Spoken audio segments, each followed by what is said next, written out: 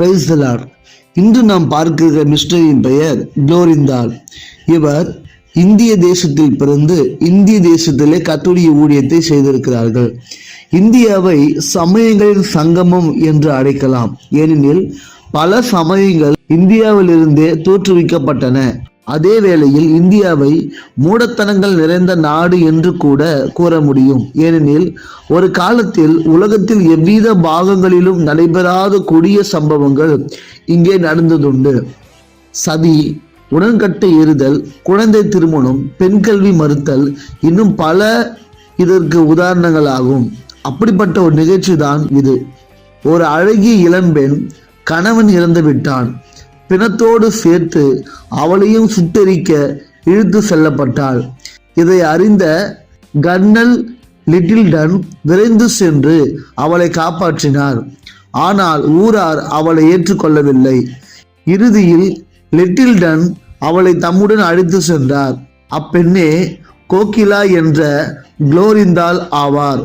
கிறிஸ்தவ சித்தாந்தங்களை லிட்டில்டன் பிரபு மூலம் அறிந்து கொண்ட குளோரிந்தாள் ஞானஸ்நானம் பெற விரும்பி ஸ்வாட்ஸ் ஐயரிடம் புதுப்பிறப்பு அடைந்தாள். அன்று முதல் காண்பவரிடமெல்லாம் கிறிஸ்துவை பற்றி கூறி ஆத்தும ஆதாய பணியை செய்தார். 1780 ஆண்டு 40 பேர் இவரால் கிறிஸ்துவை ஏற்றுக்கொண்டனர். கர்த்தருக்கென்று ஒரு ஆலயம் கட்ட விரும்பிய குளோரிந்தாள் அம்மையார் 1785 ஆண்டு நெல்லையில் முதல் ஆலயத்தை கட்டினார். சிறு பள்ளிக்கூடத்தையும் ஆரம்பித்தார். ஆசாரமிக்க பிராமண குடியில் பிறந்து சாதி ஆசாரங்களை தகர்த்து ஏழை எளியவர்களுடன் சமமாக பழகி அவர்களுக்கு பண உதவி அளித்து அவர்கள் ஆன்ம முன்னேற்றத்திற்காக உழைத்து தனக்கென ஒரு முத்திரையை திருச்சபை வரலாற்றில் பதித்த குளோரிந்தாள் நமக்கு ஒரு தூண்டுகோல் ஆவர். குளோரிந்தாள் மூலம் மிகப்பெரிய ஒரு விழிப்புணர்வு நம்முடைய தேசத்தில் நடந்திருக்கிறது.